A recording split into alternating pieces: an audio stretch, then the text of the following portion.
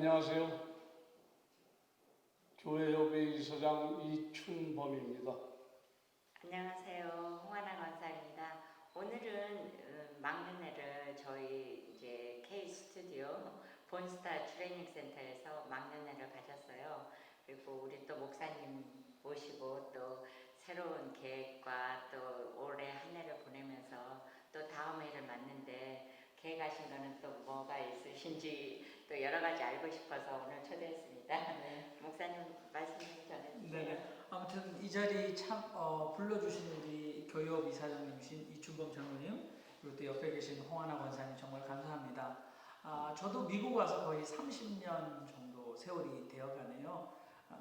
그리고 이제 신학 공부를 84년도에 시작했는데 이민 목회라는 것 정말 어렵다라는 것을 너무너무 실감했습니다. 사실은 선교가 굉장히 어렵다 그렇게 얘기하지만 이민 목회는 더 어렵다 이렇게 말씀들을 하시죠. 그리고 이민 목회를 잘 하시던 분들은 한국 교회에서 차세대 목사님으로 청빙하는 1순위라고 그렇게 하시거든요. 근데 사실은 2020년 경자년 우리가 1월이 왔을 때 정말 연회처럼 새로운 소망을 가지고 새해를 맞았는데 코로나 팬데믹으로 너무나 어려워졌죠. 그렇죠? 주변에 아마 이렇게 고난당하고 또 가족을 잃어버린 그런 일들이 참 많았을 텐데 사실 이 코로나 팬데믹이 미국과는 더 특별한 것 같습니다. 왜냐하면 미국의 의료 시스템과 또 정치, 사회 제도 자체를 완전히 타격했다 이렇게 사람들이 얘기를 하지 않습니까? 그런데 저는 목사로서 이 코로나 팬데믹이 목회를 가장 어렵게 하지 않았나 그런 생각을 해봅니다. 너무나 목회가 어려웠습니다. 이민 목회도 너무나 어려웠습니다. 그래서 사실은 장로님은 지금 이민 목회 섬기신 지 정말 오래되셨다고 제가 비디오를 통해서 봤죠. 맞습니다. 네. 제가 80년대 장로 안수 받았으니까요. 30대 중초반에 받았습니다. 그래서 이민 초기부터 교회 시작은 73년도에 네. 시작을 했습니다. 권사님께서도 뭐 교회 생활 2020년 한 해 정말 어려우셨죠? 예, 그런 것 같아요. 그렇지만 저는 이 K-팝을 운영해서 그런지는 몰라도 이제 너무 바빴었어요. 전에는. 그래서 뭐 바쁘게 뛰다가 정신없었는데 올해는 또 하나님 축복 아래서 또 아들하고 또 많은 시간을 보냈고 그래서 오히려 또 저한테는 쉬는 기회가 돼서 네. 또 여러 가지 변화된 점이 있었죠. 네. 저는 목사로서 올 한 해 교회란 과연 무엇인가, 교회의 본질은 무엇인가를 너무나 오랫동안 고민해 왔습니다. 제가 지난 6월, 7월, 8월 3개월 동안 또 고국도 방문하고 왔는데요. 제가 가서 한 모든 고민은 이 뉴노멀, 그러니까 팬데믹이 지나고 나서 교회는 어떤 형태의 모습을 가지고 어떻게 목회해야 하나 그런 고민들이 너무 많았습니다. 근데 한국에서도 저뿐만 아니라 많은 신앙인들, 신학자들 그리고 목회자들이 팬데믹 이후에 한국 교회의 본질과 역할은 어떻게 바뀌어야 되는가라는 고민들을 굉장히 많이 하고 그래서 제가 그런 책들을 많이 구입을 해왔거든요. 저는 이렇게 생각합니다. 우리가 성경에 보면 새술은 새 부대에 그러면 이 새술은 예수님께서 우리 복음의 본질이라고 그러면 부대는 이 복음의 본질을 수용하는 틀인데 이 낡은 가죽 부대에 새 포도주가 들어가서 발효가 되면 늘어져서 터져서 포도주도 버리고 가죽 부대도 버린다는 예수님의 이 아주 단순한 비유를 생각해 보면서 우리가 늘 새해가 되면 새술은 새 부대라고 얘기하는데 과연 교회가 이 복음을 수용하고 담지하기 위해서 자기 변혁을 끊임없이 해왔는가라는 물음을 스스로 한 거죠. 근데 참 교회만큼 더디게 변하는 것도 없다라는 생각을 참 합니다. 2000년 교회사를 통해서 교회가 너무 교만해졌다라고 할 수도 있고, 사회는 급변하는데 지금 우리 권사님이 K-팝, 그래서 이 아티스트들이 정말 이 문화라는 그릇을 통해서 인류애나 뭐 진선미라는 가치를 전달하기 위해서 얼마나 많은 다양한 장르로, 그죠? 굉장히 다양한 장르로 예술 활동을 하는데, 우리가 교회 하면 좋은 전통은 지켜가야 하는 것 저도 이해를 하는데, 이 시대에 정말 교회가 너무나 사람들의 영적인 필요를 진정으로 채워주고 있는가라고 물었을 때, 목사로서 저는 그렇다라고 자부하는 마음이 정말 없다, 반성해야 되는 그런 생각을 많이 하는 거죠. 그래서 타임즈지에 이런 특집이 있었어요. 젊은이들이 특히 기독교에 대해서 Jesus yes, church no.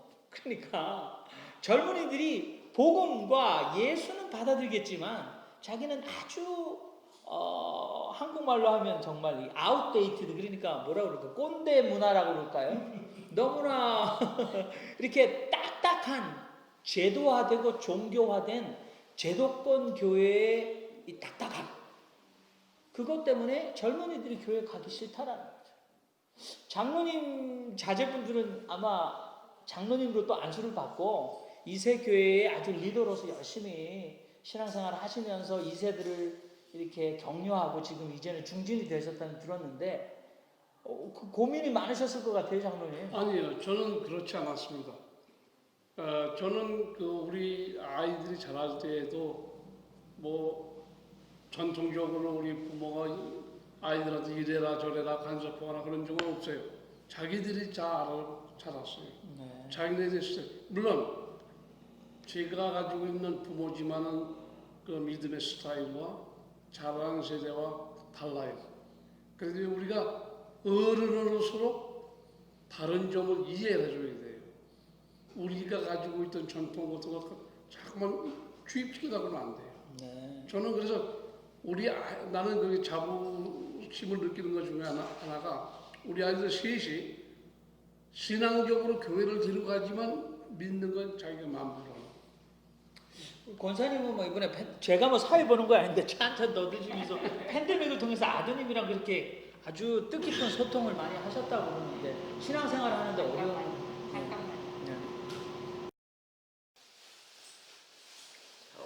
네.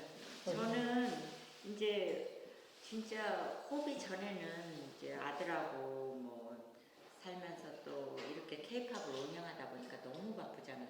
네. 그러니까 제대로 이제 보낼 시간이 없는 거예요, 애하고.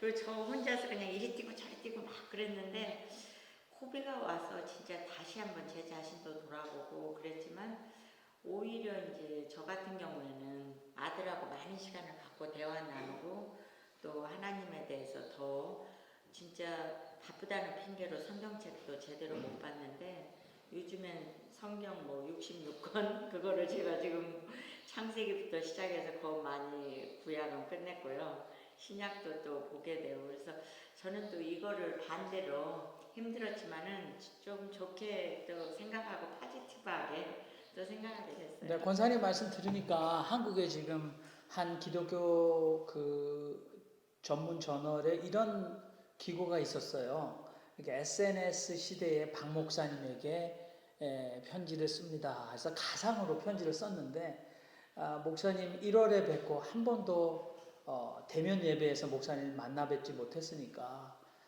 저는 지금 잘 지내고 있습니다. 그런데 목사님, 비대면 예배 시대에 저는 주일날 이 SNS를 통해서 목사님 얼굴을 훨씬 더 가까이 볼 수 있어서 좋았습니다. 그리고 저는 주일날 6번 예배를 드렸습니다. 이상하게도 제가 이 팬데믹 시대 비대면 예배가 대안으로 떠올랐는데, 이렇게 신앙생활을 하면서 제 신앙이 훨씬 더 좋아지고 하나님과 가까워졌다고 저는 느끼게 됐습니다. 라는 편지를 이렇게 가상으로 박 목사님께라는 편지를 썼어요. 그러면서 그분도, 그런데 막 목사님, 이렇게 사람과 사람이 만나서 이렇게 소통하고 또 관계를 이루는 그게 그립지만, 제 신앙이 더 성장하는 것처럼 느껴지지만, 그래도 SNS에서도 문제가 없는 건 아닙니다. 그런데 제가 정말 이 길을 계속 가면서 신앙생활을 이렇게 할 수 있을까요? 이것이 맞을까요? 또 다른 질문이 떠오릅니다. 라는 가상의 편지를 쓴 거 제가 읽어보면서 권사님 말씀하신 것처럼 오히려 팬데믹 시대에 신앙이 가족 간의 소통으로 관계가 더 좋아졌듯이 신앙이 교회 나오지 않는 분들의 신앙을 굉장히 우리가 걱정했는데 이분들은 더 하나님께 자주 예배를 드리고 성경을 보고 세미나에 참석하고 그리고 지구촌 곳곳에서 가상현실을 통해서 만난다라는 얘기를 하고 있는 거죠. 그런데도 또 약점도 있다는 거죠. 그런데 왜 그러면 교회는 이들의 필요를 이때까지 그렇게 충족시켜주지 못했는가라는 반성을 저는 깊게 했습니다. 예수님께서도 아마 그 유대 종교를 뛰어넘으셨어요. 유대 종교의 핵심이 장로님 성전 아니겠습니까? 예수님께서 예수님의 죄목 중에 성전 모독죄, 그죠? 그러니까 이 성전을 헐라라고 했기 때문에 저는 유대교가 복음의 틀을 수용하지 못했을 때 예수님께서는 유대 종교를 뛰어넘었어요. 성전에서 제사 드리는 제사 종교를 뛰어넘으신 거 아닙니까? 그러면 오늘날 이 2000년 된 기독교, 크리스찬이티라는 것이 진정으로 하나님의 나라와 그 복음을 수용하지 못한다면 하나님 입장에서는 제가 볼 땐 이 기독교회, 제도화된 교회도 허물라라고 하실 수 있지 않을까, 뛰어넘게 하실 수 있지 않을까, 그런 진지한 고백을 하는 거죠. 그래서 이번에 보니까 팬데믹 때 정말 많은 평신도 지도자들이 제도권 교회 그리고 이 금권과 교권에 연관된 이 목사들을 향한 대항이 뚜렷해졌습니다. 그런 분들을 저는 그 주권 신자라고 이렇게 표현을 하고 싶어요. 주권 신자. 자신의 신앙을 자신이 결정한다는 거죠. 그러면 이민 목회는 장로님 너무 전통적이죠. 이민 목회하면 목사가 목회할 때 가장 첫 번째 프라이어리티가 예배당을 확보하려고. 교인들 집에서 하면 무시한다. 뭐 이렇게 해서 이건 예배 같지가 않다. 그래서 예배당 확보하려고 사력을 다하지 않습니까? 근데 그 예배당을 뭐 이렇게 프로퍼티를 구입하고 성전을 건축하고 얼마나 많은 사람들의 희생과 수고와 또 돈이 들어갑니까? 그렇죠?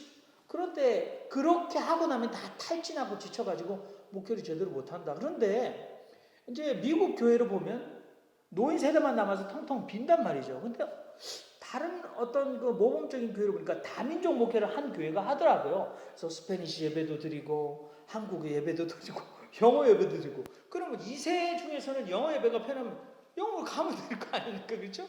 그런데 이게 우리 교단, 우리 프로퍼티 교회 이게 그걸 고집하면 정말 목회가 힘들어지는 거 아닌가. 그리고 이제 운 좋게도 제가 아는 목사님이 교회 건물 사택도 있고 교회 건물도 있는데 교인이 주니까 이 교회를 운영하는 게 너무 돈이 많이 들더라고요.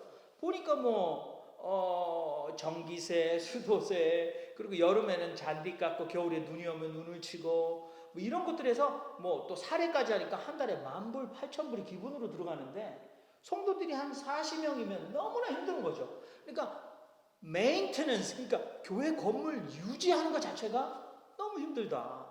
그런데 캘리포니아에 보니까 말입니다. 날씨가 너무 좋으니까 어느 감리교회가 교회 건물을 완전히 매각했어요. 그리고 그 매각하면서 교회 마당은 일주일에 한 번씩 쓰게 해달라고 그래서 지금 우리가 식당에 우리가 바깥에 이 스트리트에 간이식당을 만들어 놨지 않습니까? 맨하탄에 가보니까 막 그건 너무나 이쁘게 나무로 막 지어놨던데 오두막 캐빈을. LA에서 그러니까 캘리포니아에서 교회 마당에 일요일마다 아주 멋있는 하얀색의 이 어닝이 있는 텐트를 치고 예배를 드리는 거예요. 그러니까 그건 굉장히 역발상이죠. 메인테너스 한 건물이 없으니까 거기에 들어가는 인력이나 재정을 전부 다 따로 선교를 위해서 쓴다는 거죠. 목회가 이렇게 좀 새로운 대한 목회가 많아져야 되는 거 아닌가. 저는 그렇게 굉장히 고민을 하고 있고 이 프로그램을 통해서 아마 대뉴욕 지구 이 교회 협의회나 목사님들도 전통적인 우리가 지켜야 될 좋은 교회 전통들은 지켜야 되겠지요. 그러나 이민 사회라는 특별한 상황에서 교회가 좀 자신의 변신을 위해서 틀을 깨는 그런 대한 목회가 좀 많아졌으면 하는 그런 바람입니다, 장로님. 예. 제 생각에 너무 현실적이지 않은 건지 예, 모르겠습니다. 목사님 말씀 들으면서 한 가지 생각나는 게 있는데 80년대 초에 네, 그 한국에서 유명한 사회학자 한한상 박사라고 네, 계셨어요. 네, 네. 그분이 여기 와서 목회자들이 강사를 모셨어요. 그래가지고 한번 강의를 해서 제가 참석한 적이 있는데 이분이 질문이 무슨 질문을 하냐면 자기가 생각하기에 대형 교회가 그러니까 대형 교회를 얘기하는 겁니다. 건물, 교인 수 이런 걸 얘기하는데 그걸 얘기하기 전에 무슨 얘기를 하냐면은 오늘날 그렇게 커다란 공룡이 있었던 게 사라진 이유가 뭐냐? 이거 아무도 대답을 안 했어요. 그 대답은 뭐냐? 시대에 적응하지 못해서 그랬다. 그러면서 그분 얘기가 시간이 지나면 한국 교회도 건물만 남는 상황이 온다. 그분이 예언한 거예요 그때. 그때 당시 목사님들이 이해를 못했어요. 네. 그러니까 어느 목사님이나 이러면 안 되겠는데 어느 분이 일어나서 목사님 성령 체험하신 적 있습니까? 이렇게 그러니까 그분 대답이 재밌어요. 그거 상당히 그 모욕적인 질문이다. 그러면서 그분 얘기가 목사님들은 천원대에서 성령을 체험하는지 모르지만 그분은 감옥에 들어가서 고생하면서 체험을 했고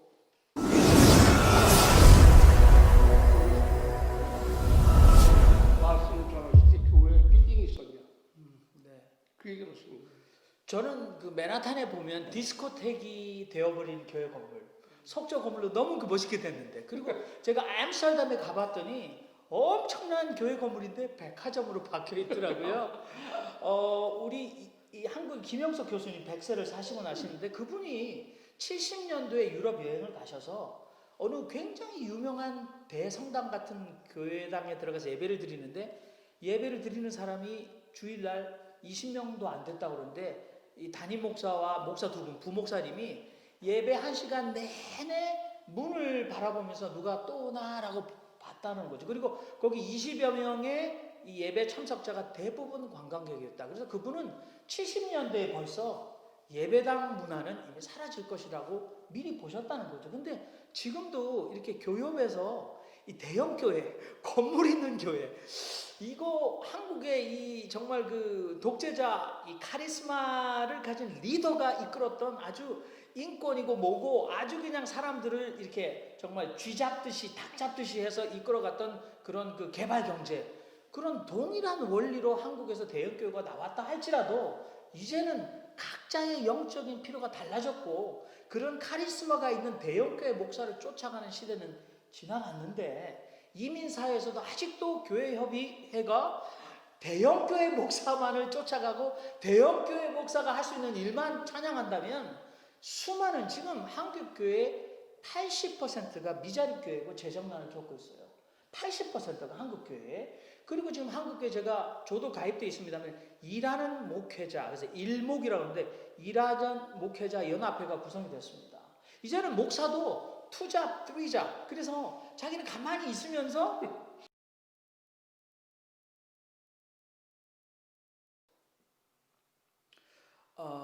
미국 목사님들과 함께 당신의 목회의 가장 큰 고민거리가 뭔가라고 이렇게 물었는데 미국 목사님들은 대부분 답변을 maintenance, 그러니까 maintain, 아까도 말씀드렸습니다만은 이 교회의 수를 유지하는 것, 교회의 재정을 유지하는 것, 그게 너무나 그분들에게 스트레스였다는 거죠. 그래서 저는 아직까지 기득권, 이 제도적 교회 권력이 교권이 없으니까 이민교회는 아직도 메인테넌스가 아니라 아직도 서바이벌이다. 우리 1세대 아직도 서바이벌 하지 않습니까? 이민교회가 그러면 2세들이 교회를 다 나가고 나면 고등학교를 졸업하면서 얘네들이 돌아오지 않는 아이들이 돼버리면 우리는 생존할 것인가라는 그런 심각한 물음을 스스로 하게 되는 거거든요. 근데 제 친구 목사들이 보면 겨울에 눈이 오면요 이 50분 20분 정도는 교인들 중에서 새벽에 세븐일레븐, 세탁소 얼마나 새벽에 옵니까? 교회에 새벽에도 못 오는 거죠. 그리고 눈이 왔는데 눈을 치러 올 인력도 없고 연세도 많이 들으셨어요. 그러면 이 조경 회사가 와서 눈을 한번 치는데 한 번 교회 마당을 쳐주는데 한 번에 권사님 600불이에요. 교회 재정이 어디 있습니까? 누가 삽질해야 됩니까? 목사가 삽질하는 거예요. 왜? 아니 목사가 삽질해야죠. 당연히 종의 마음으로 삽질하는데 그건 당연해요. 그런데 목사가 새벽 기도를 합니다. 근데 새벽 기도하는데 자신의 교인들은 한 명도 참석하지 않고 바로 교회 옆에 사시는 남의 교회 권사님, 새벽잠이 없으신 권사님만 오시는 거예요. 목사님은 20분, 30분 운전해서 주에 5일, 6일을 새벽 기도를 하는데 저는 그 힘을 이제는 대한 목회를 생각해서 다르게 써라는 거죠. 제가 한국의 김포에 보니까 한 빌딩을 새 교회가 샀습니다. 굉장히 좋은 교육관 시설, 굉장히 좋은 이 카페테리아, 주방 시설, 그 다음에 예배 시설이 있으면서 교단도 다른 새 교회가 서로 시간을 바꿔가면서 사이좋게 너무나 이 건물을 잘 사용하면서 이 팀 목회를 하는 거예요. 교단이 달라요. 그래도 하는 거예요. 그런데 왜 이민교회에서 건물 하나를 두고 우리 교단인데도 연합해서 목회하는 걸 꺼려 합니다. 왜 그렇죠? 어느 목사님은 상담이 뛰어나면 상담 사역을 하시면 될 거고, 어느 목사님은 교육이 너무 좋으시면 교육을 하시면 될 거고, 어느 목사님은 예배를 드리면서 본인은 하나님이 말씀의 은사를 줘서 설교하는 것이 너무나 일주일 내내 설교하는 것이 너무나 좋다면 설교를 준비해서 말씀에 전념하면 되는데 왜 같은 교단인데도 이 건물을 쉐어하는 것을 꺼려해요. 그러니까 아까도 말씀드렸지만 제가 6년 개척을 했는데 첫 번째 제 프라이어리티가 마음 놓고 성도들이 예배할 수 있는 공간을 마련하려고 나는 6년 동안 애를 썼습니다. 근데 너무나 힘이 들었어요. 근데 왜 이런 식으로 우리는 목회를 해야 하는지, 한국에서도 많은 이 신학생을 졸업한 사람들이 목사로 이렇게 계속 목사 안수를 받고 나와 있는데 이제는 한국은 종교 사회학적으로 개척을 더 이상 해서는 안 되는, 할 수 없는 시대에 와 있다는 거죠. 그럼 이민사회에 저는 교회 수가 모자라서 우리의 삶의 질이 이렇다. 저는 교회 수가 모자라서 우리의 영적 고민이 이렇다라고는 저는 생각하지 않거든요. 그러니까 목사들부터 생각을 좀 바꿔야 되지 않나. 우리가 이 팬데믹이 우리를 흔들어서 그렇게 생각하게 했다고 저는 믿습니다. 그래서 이제는 우리는 예전처럼 노말로 돌아가지 못하는 뉴노말이 올 텐데 포스트 팬데믹의 이민교회의 목회 본질과 형태는 어떻게 돼야 될 것인가 하는 고민들은 일개 저 같은 목회자뿐만 아니라 교육 차원에서 연구가 되고 출판이 되고 교육이 돼야 된다. 저는 그렇게 오늘 좀 센 얘기를 하고 싶었습니다. 좋습니다. 일단 입에 쓴 약은 몸에 좋다고 하는데 우리가 목사님 말씀은 어느 목회자한테 들을 수 있는 그런 말씀은 아니에요. 그러니까 우리가 새 세대를, 제가 오래전에 어느 목회자가 이런 말씀을 하시더라고요. 신학교에서 배울 때에는 20년 후에 일어날 일을 일찍 그러면서 목회 준비를 해라. 그 말이 상당히 공감이 가더라고요. 목회자는 현실을 추구하는 것보다 과거로 돌아가려고 하는 회귀한 사람들, 그런 목회자들도 있어요. 제가 볼 때는.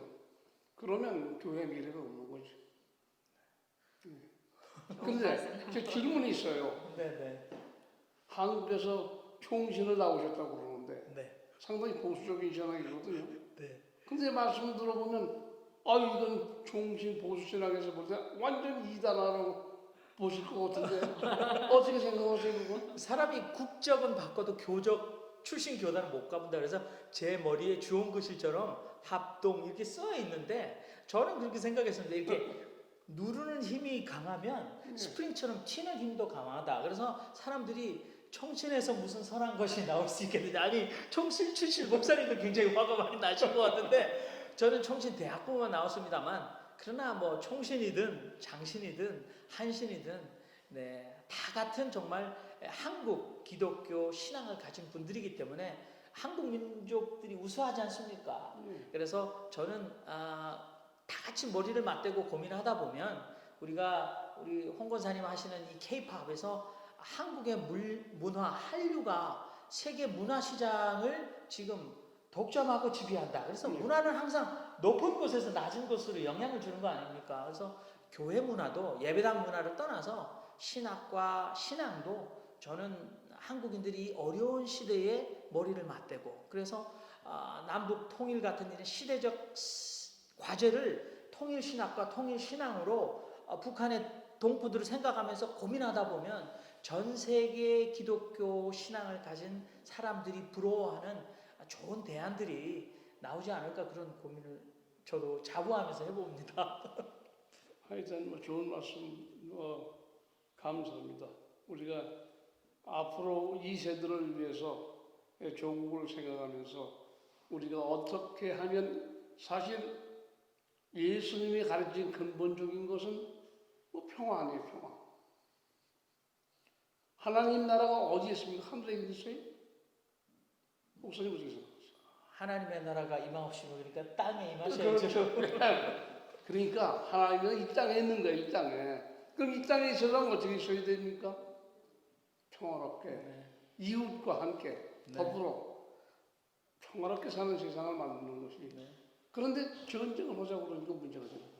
저는 뉴저지 목사회, 뉴저지 교회에 속했는데 네. 대뉴욕 지구 교회 협의회 특히 이춘범 이사장님이 이렇게 일을 하시게 되면서 홍 권사님 조인하셔가지고 이렇게 좋은 이렇게 다락방 토크 이 프로그램이 생겨서 저 같은 이런 정말 시골 뉴저지 동네 목사를 불러주셔서 발언할 기회를 주셔서 너무 감사하고 혹시나 제가 한 얘기가 철없이 성급하게 혈기 부리듯이 한 얘기가 있으면 다 좀 이렇게 새 이해를 해주셨으면 좋겠습니다. 저도 가슴속에는 예수님의 십자가가 펄펄 살아있는 목사고 뭐 이렇게 색깔이 좀 다르게 보이지만 저도 정말 이 동포 사회의 모든 동포들이 신앙생활을 잘하고 값지게 한 해를 보내는데 저도 동일한 마음으로 기원하는 그런 목사라는 거 좀 이제서야 말씀을 좀 다시 이해해달라고 말씀을 드립니다. 감사합니다. 이렇게 막년에 또 오시고 좋은 시간 또 저희들하고 같이 대화 나눠주시고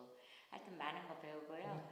우리 장로님 또 이 막년회를 보내면서 새로운 계획 같은 거 갖고 계시면 한 말씀 해주시고 끝내겠습니다. 예, 금년 이제 몇 시야? 지금 2시간만 있으면 마지막을 보냅니다. 우리가 이렇게 참 뜻하지 않게 이게 마나탄에 있는 우리 본스타 트레이닝 센터 여기 초청을 받아서 왔습니다. 우리 대뉴욕시 교회 여부의 부이사장으로 섬기시는 이 교육 장소인데 이 장소를 통해서 많은 젊은이들이 국적을 떠나서 흑인이건 백인이건 아시안이건 다 함께 더불어 문화 예술을 즐기면서 또 예수님의 사랑을 깨닫고 이것을 통해서 문화와 함께 예수님이 가르친 사랑의 정신, 평화의 정신이 이 땅에 퍼졌으면 좋겠습니다. 그런 하나가 되기를 저는 간절히 기원합니다. 감사합니다. 하여튼 좋은 시간 가졌고요. 새해 복